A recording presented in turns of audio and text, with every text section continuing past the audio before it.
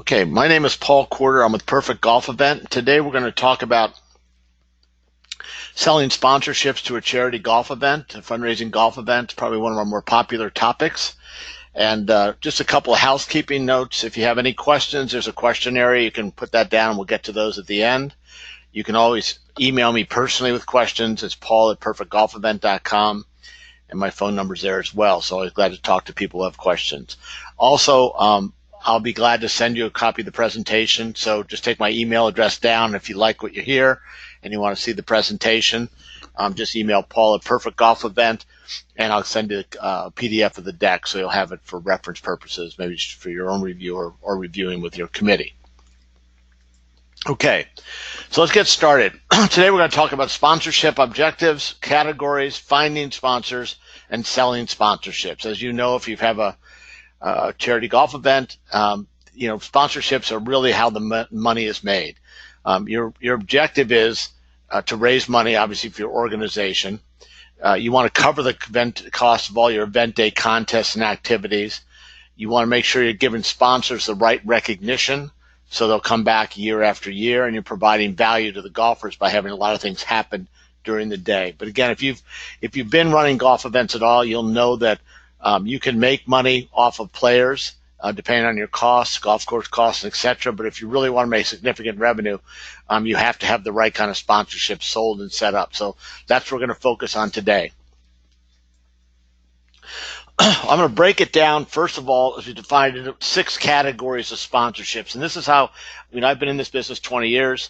I manage about 15 events actively, plus we do 15 to 2,000 events with Perfect Golf Event. So we're heavily involved with everybody who's in the business. So kind of follow my guide, and you can pick and choose what you like and what you'd rather not use. But I start, when I'm working with my committees, we have 6 categories of sponsorships.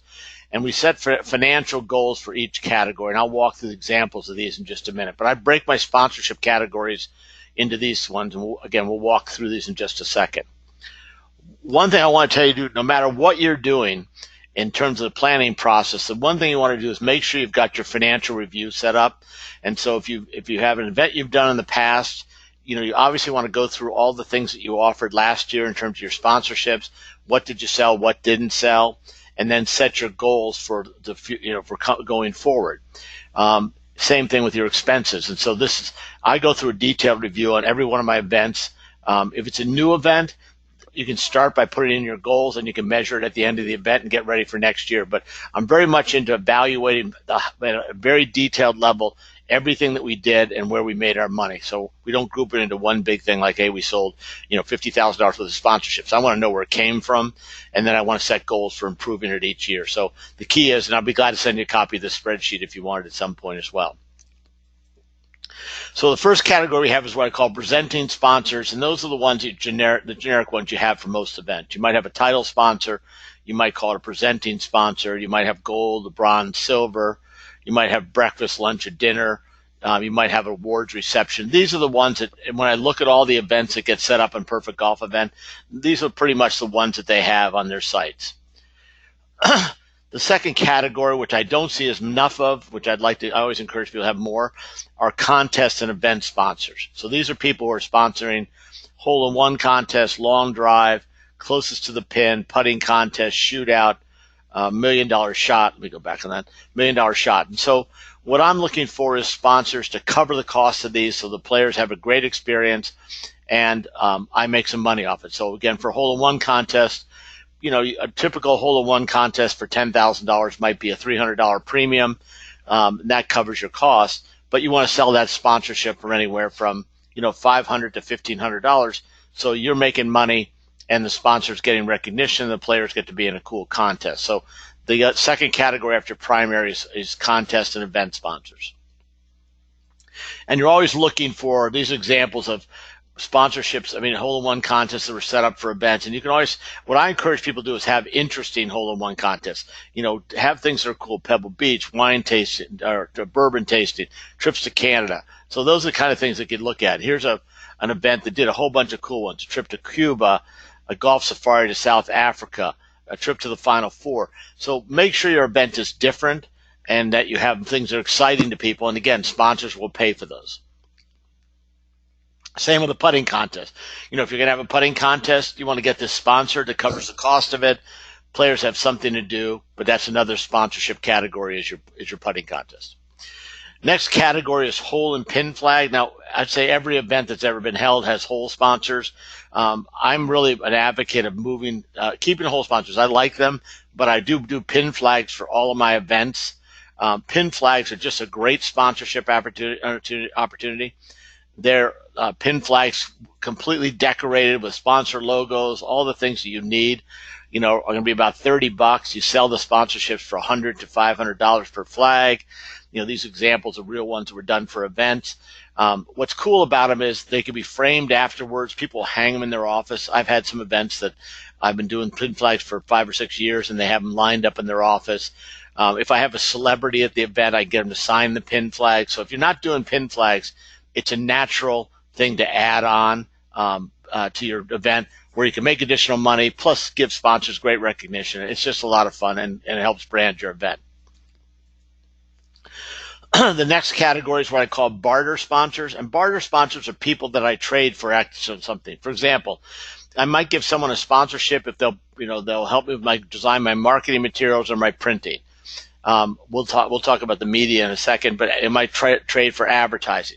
I always trade sponsorships for food and beverages, donated beer by Anheuser-Busch, whatever it's going to be. Same thing with player gifts. You want the sponsors to pay for the player gifts and your awards, and then they get the recognition on them. So when you're doing this, is you're bartering with people for the sponsorship. Sometimes it's a combination of paying for the sponsorship and getting a bit of a discount, or other times it's just a straight thing. Hey, if you donate the beer and water, we're going to give you a sponsorship. You'll be our beverage sponsor, and you'll have signage all over the course. And that's a good way. And the only time I do that is if it's going to save me money I would have to spend, because that way you're still going to reach your goal in terms of your net. And so player, gift, and award examples, like things like that, so you can get sponsor logos on. See, these are actually some of the live ones we did last year. We did this gift sets and things like that. And so you can see the sponsor logos on the players. Got a cool set of glasses, had the sponsor's logo on it. So that's what you can do. And you can logo anything, but it's a great way to give players a gift and give sponsors the recognition that they like. Then the final category is what I call donations, and these people will give you things for your event that you can turn into cash. So it might be auction items, it might be raffle items. Again, it might be things to put in the player gift bag that's got their logo. Like, I usually can get a mutual fund or something to give me a dozen golf balls for everybody in the event, and they put that in the goodie bag because it's got their logo on it. So auction items are good because you can turn those into cash.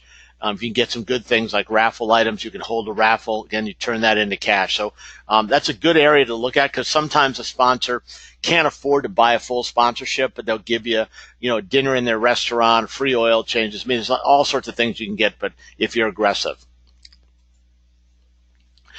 You also want to look at unique sponsorships. So remember, you can have sponsor for the practice range, the beverages, the golf carts. I love golf clings. For cart clings, this is a great sponsorship. I sell this at all my events and at a good price, because you can get the cart clings, and then they're not expensive, and they're just static peel, so they don't damage the carts or anything. But it's a great sponsorship opportunity. The sponsor gets their logo and their message on every golf cart. It takes minutes to set them up, minutes to take them down. But if you're not using cart clings, it's sort of like pin flags. Be looking for new things where people get it. But once a guy's a cart cling sponsor and they show up and see that their logo is on 72 carts, they want that sponsorship forever. So it's a good one, and you can get good money for it as well. You can do sponsored tee markers. I do custom scorecards for all my events and sell that as a sponsorship. So thanks to our title sponsor, whatever, and I'll have people sponsor the scorecards. Basically, anything that you can put a logo on can be a sponsorship. And that'd say with my events, or what I look at in terms of people using Perfect Golf Event, when I go through their events with them, that there's just don't offer enough sponsorship opportunities. What I'm saying is, you may not sell them all, but give people the opportunity to look and say, okay, I really can't afford to be a lunch sponsor, but I'll sponsor the photo frame, so they get their logo on all the photo frames that the player photos go into.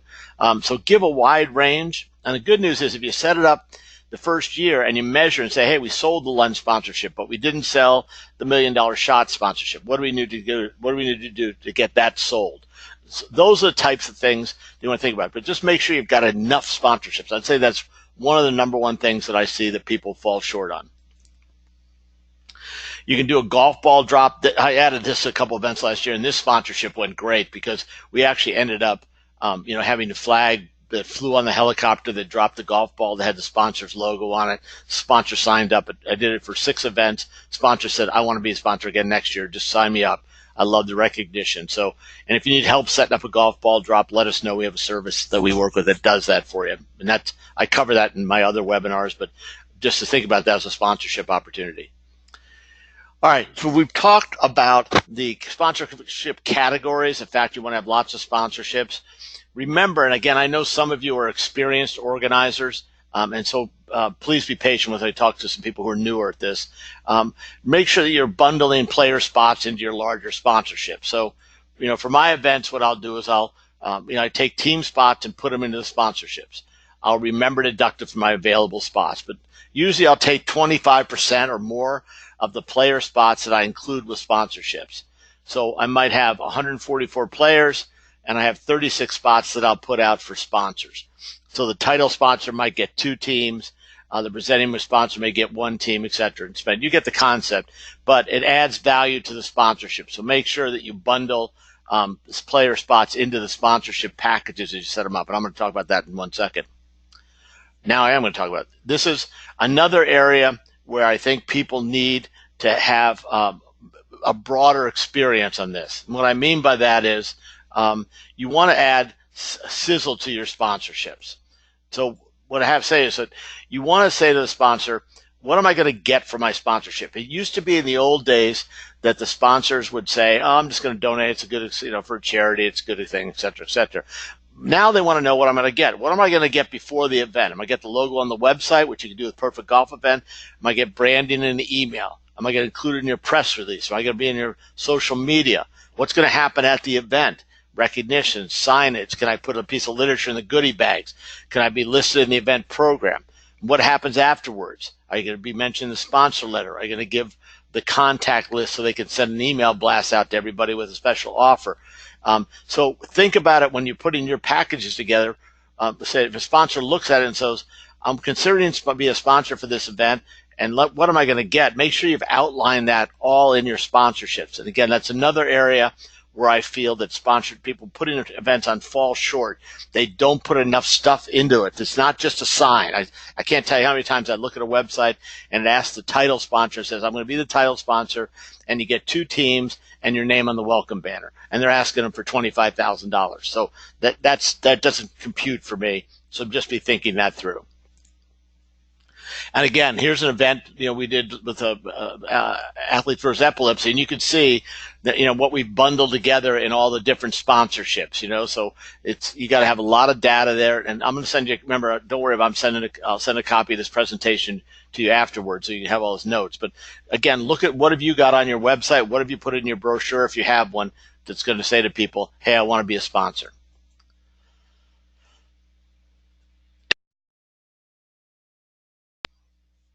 You can also allow sponsors to post offers on the website. I've had really good success with this.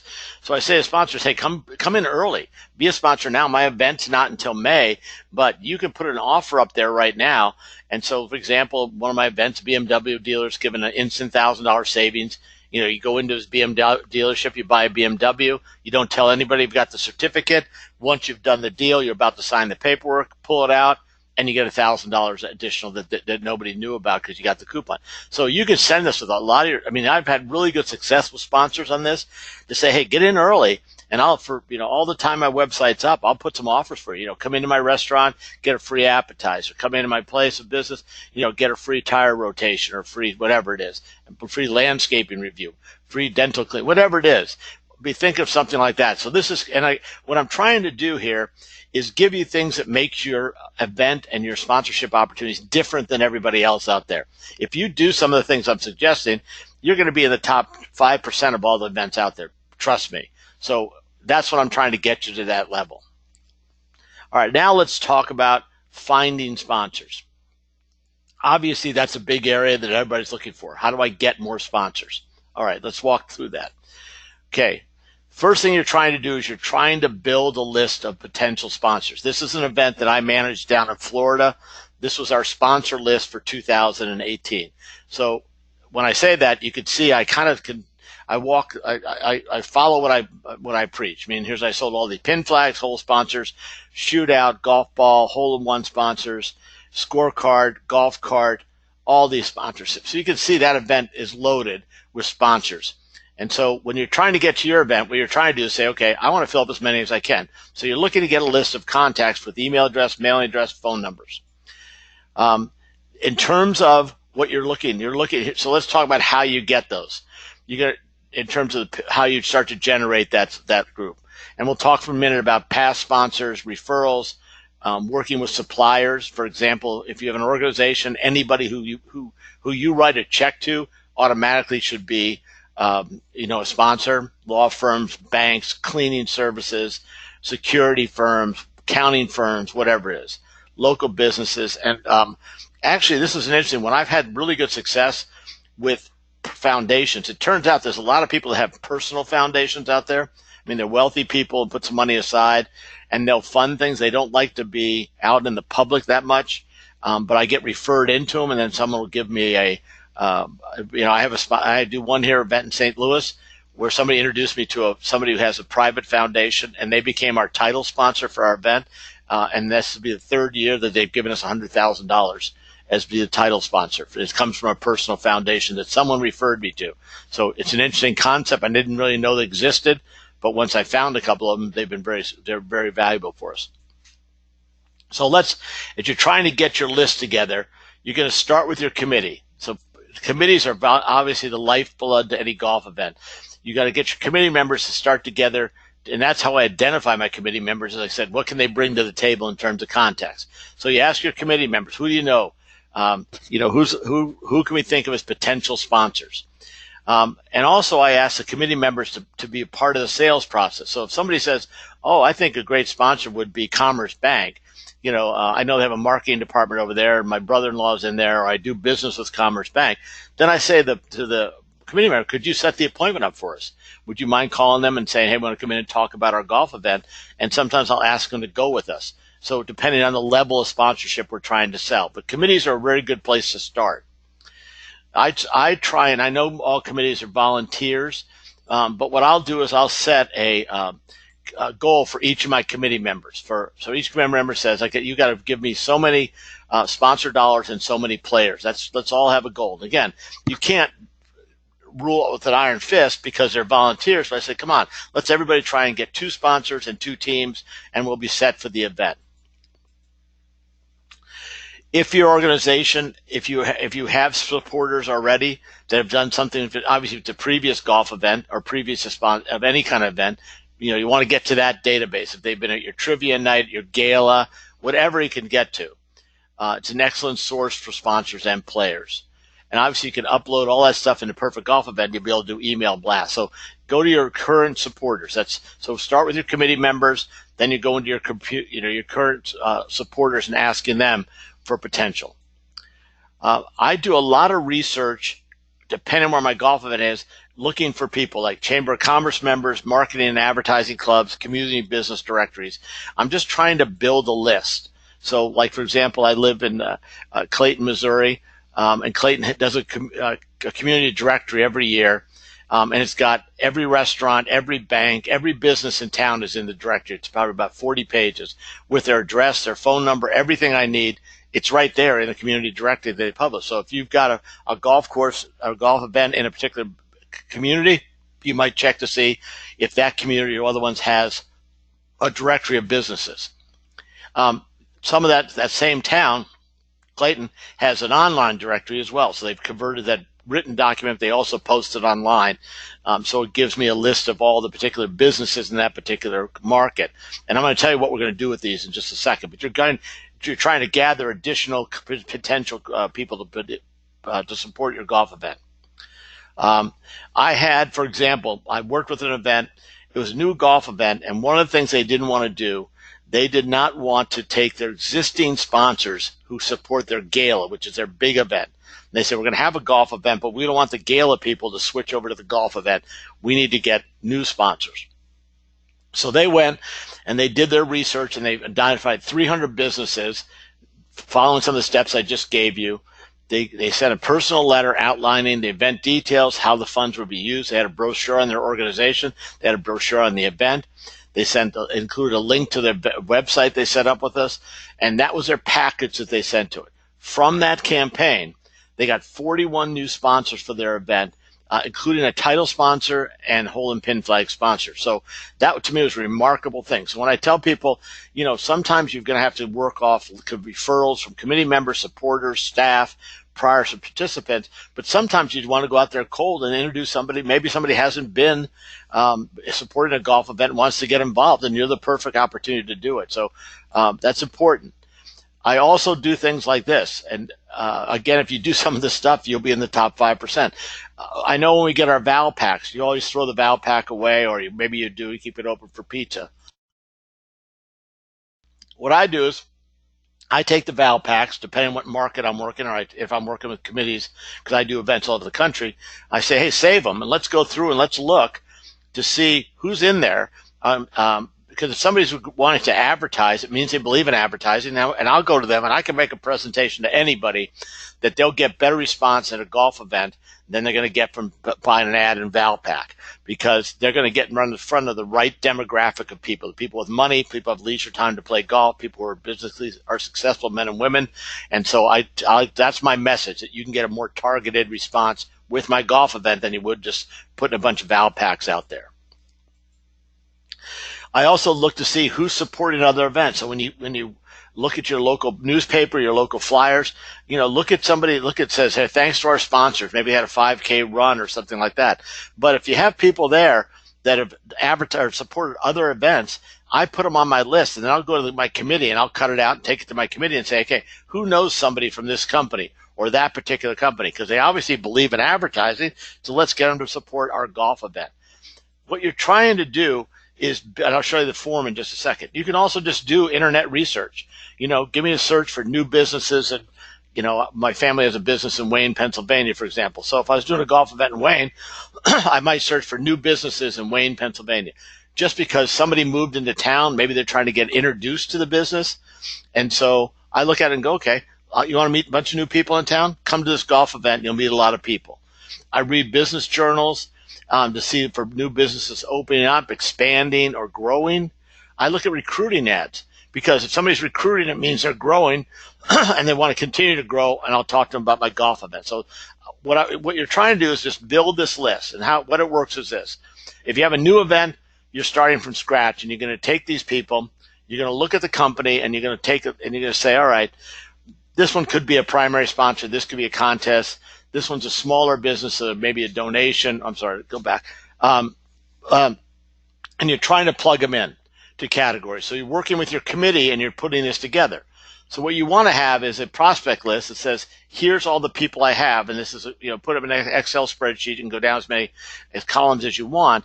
So if you have an existing event, you plug in your existing people, get them to renew, and then you add more people to each of these lists as you go through. And the goal, to me, it's a year-round goal. I mean, I'm always looking. When my event might be at May, but after May is over, I'm still looking at business journals. I'm reading articles, and I'll clip things or make notes, and I'll put them in my Dropbox. And then when we're getting ready for our committee meeting, I'll pull the stuff out and say, hey, here's some people that I identified that might be good candidates. Does anybody know them? Does anybody know how to get into there? Or let's just do a cold call on them. So your goal is to fill this thing up each year with new people, renewal people, and all that. And that's what you're reviewing with your committee. Almost every committee meeting, that's one of the first things we do is review our prospect list. So as I said, you filter all those prospects through their committee. So, who do they know? Who knows something about that particular company? And then I filter them into one of the particular categories. What it's important to do, too, is do your research on a potential sponsor. And what I mean by that is, you want to match the sponsorship proposal to the size of their business or budget. So meaning, if I've got a bank, then I might make a presentation for them to be my title sponsor. I'm going to give them lots of recognition, and maybe the so-so golf event presented by Commerce Bank, they're going to get the title in the name of the event.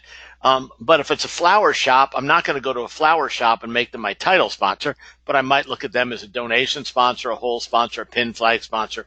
So you take a look at the business and see how big you think they are, and then that's where you put them in. You don't want to embarrass yourself by proposing something too big or too small for a potential sponsor. So as you're doing your list, make sure you do some research before you put them in the particular category. Now, let's talk a bit. Again, if there's any questions, I'll answer them at the end. I think a couple people have plugged questions in. Selling sponsorships. Now let's talk about the sales process. What I'm going to tell you now is we'll move you to the top 0.5% of all golf events out there if you would follow this tip. Okay? First of all, you have to understand, why do people support a golf event? Well, they'll do it to generate new business from players. They want to generate new business from guests, volunteers, committee members, staff, and other sponsors are there. I think we forget to tell sponsors that, hey, it's not just the players there. There's a bunch of other people there that have potential to do business with. They want to solidify relationships with existing clients. And what I mean by that is they want to bring people out and have an enjoyable day. You're going to give them a great experience with your contests and things. And so somebody can bring out 3 clients and have a great day and continue to grow their relationship with existing clients. And sometimes they do it just for community support. But that's, to me, they're always having a secondary reason, which is getting new business or some other thing like generating or improving relationships with clients. You have to kind of understand why people are there. And of course, one of the big ones is they were asked by somebody with influence. That's how your committee members come into play. Here's the tip I was going to tell you. Get your group together and have someone talk about sales approach to selling sponsorships. Remember, you've got people on your committee that aren't salespeople. You might have doctors, lawyers, accountants, development people. People just haven't. They're not in sales because they're scared of sales sometimes. Many times people are just afraid to sell, or if you say the word sales, that's why they change it to marketing. So you say you could be the marketing rep. Oh, okay, at least I'm not in sales. Okay, you really are, but we're just going to call them marketing. So think about sales training. And what I do for my people when we leech off, I bring somebody in, or I'll do it myself, and I'll get the group together and I'll talk about how to approach people for sponsorships, how to focus on the key points of selling, which is have an objective before the presentation. What are you trying to accomplish when you're talking to this person? Have some options for them. Hey, you want to be the lunch sponsor? Could you consider being the putting contest sponsor? And ask open-ended questions. One of the questions I always ask a business is, can you tell me how you decide where you're going to spend your advertising dollars? And then I just shut up and I let them answer. Now they'll say, well, what we do is we look at things where we have a chance to generate the most new business. Perfect. They just handed you the tools to close the deal. Great. Let me tell you about this golf event we have. This is an excellent opportunity for you to use your dollars to generate new business. You're going to be in a great environment in front of people who have money and leisure time. They're coming in. They're going to be there for 4 or 5 hours. Plus, we have a cocktail party afterwards. You'll be able to network people. This is very targeted marketing right in your zip code area. It's perfect. So they listen to what they say and then you come back. So I'm just giving you kind of a quick overview. But the idea is get somebody to do some sales training. There'll be somebody on your committee who's good, or they have a spouse who's a great salesperson. Give them the confidence to do it. You follow up steps and then obviously follow up. Most salespeople fail because they don't follow up. You want to develop some talking points so people feel comfortable about the event. So you might do a 1-page summary to talk to people, whether you're talking about potential players or sponsors, and say, hey, here's what's going to happen that day. Here's what's happening before the event. Here's what's happening on the course. Here's what's happening after the event. We think we're going to have, 120 players plus a bunch of sponsors and our volunteers and our staff are going to be there. We think we're probably having anywhere from 150 to 170 people. They all live in this general area. Their average income is over $100,000. I mean, you're speculating on some of it, but it makes sense. You can't call a sponsor and say, would you like to sponsor my golf tournament? And the sponsor says no. Where do you go from there? So you got to have data that they can talk to. So if you can focus on preparing your people to talk about why somebody would be a benefit of your sponsorship, and what benefit from being a sponsor in your event, and you understand it, meaning you got to focus on the new business opportunity, the business to grow a business, et cetera, et cetera. I always say to the sponsors, I'm going to help them I'm going to help you get them in the door. It's up to you what to do with after they get there. You got to retain them, but we're going to help you get people in the door. And that's the approach I take when I sell sponsorships. Couple other things to think about. Consider you can do a preview day before your event. Sometimes we'll do this 90 to 120 days. We'll do it maybe at the golf course or at our headquarters of our development team. We'll have a breakfast, lunch, or reception, and we'll feature a speaker. And we'll ask our committee members, staff, and sports, and bring in some people who are potential sponsors. And then we have the speaker in it, and we make the speaker interesting enough that they want to come. And I just did one where we had somebody from the Fed come in, which was really attractive to people from the banking and financial services thing. So we said, hey, we got the chairman of the state Fed here going to be talking about the economy for 2019, whatever. And people came, but at the same time, we said, hey, as long as you're here, let's tell you about our organization, and we want to come back and play golf here. We have a big event coming up. So I've had success with preview days. It's something you should think about if you can get a good speaker, and you can do it right at the golf course. Some of my people have a putting contest around it, and those come in. Some of them set up a hole, and they let people take a shot just to get them used to it and say, hey, why don't you come back now and play in our golf net? So preview day is a good way, is a soft way to introduce potential sponsors to your event and your venue.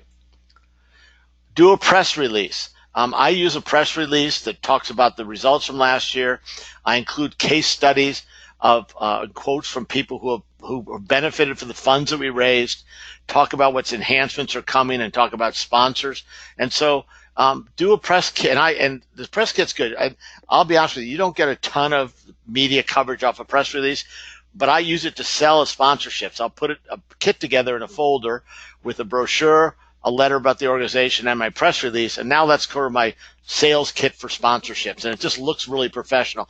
It makes your event look like something that's significant for the sponsor, as opposed to, mom and pop are throwing a golf event. I have sponsorship agreements. So when I sign a sponsor, I have an agreement that says, hey, here's what we're going to do. Here's what you're going to do. Again, it looks more professional, and people trust you. They said, I'm executing an agreement with you. You want sponsors to feel like this is a business relationship with a chance for them to add new business. Make sure your website's up, except with Perfect Golf Event, and you've got your place for attracting sponsors. You can post sponsor logos on there. But you want to make sure you've got a pretty interesting website so sponsors can see it. They can see other sponsors who are participating. You want to get that up there. Good thing on Perfect Golf Event, this is a little infomercial, but you can put in your sponsorships. They can pay online and ask for or ask for an invoice. Put their logos up there. They can post offers, and it'll let you capture all the information for signs and banners. Use social media.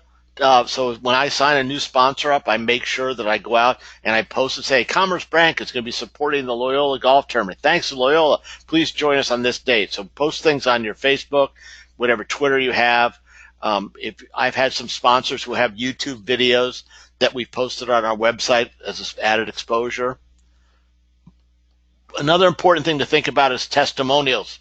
If you had an event last year and you didn't do a survey and ask some of the sponsors, what kind of response did you get from my golf event?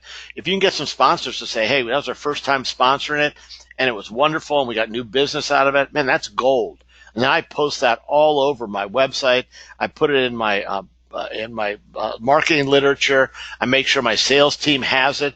They can say, hey, you want to talk to me? So talk to so-and-so. They were a sponsor last year, and they really got good business out of it. So try and gather that information. It gives your event more credibility. Final couple things is make sure you're tracking your sales and measuring reports. I usually, if I have an event coming up in June, probably every couple of weeks now, I'm going out to my committees with a summary of where we are. Then I pick up the pace to go to a weekly summary, on Monday mornings, just to say, hey, here's where we are, here's where we need to get to.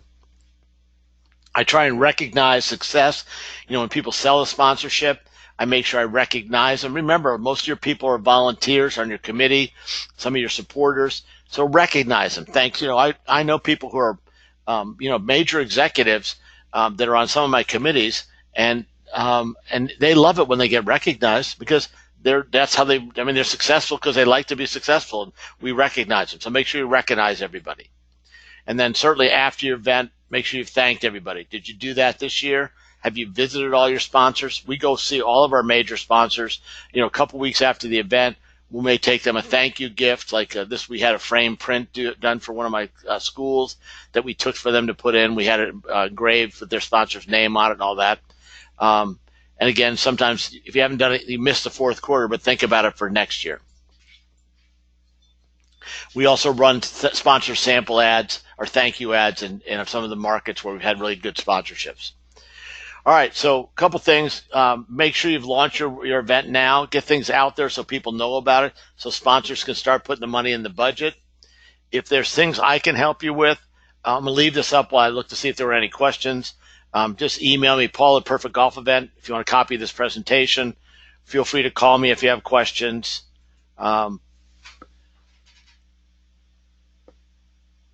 Okay, so there's some people here who want presentation, so we should be good. And if you have any other questions, please just email me at Paul at Perfect Golf Event. I'll be glad to send you whatever you need. I want to thank you very much for listening and hope you have a great event, and hope you'll join me for other webinar subjects as well. Thank you very much.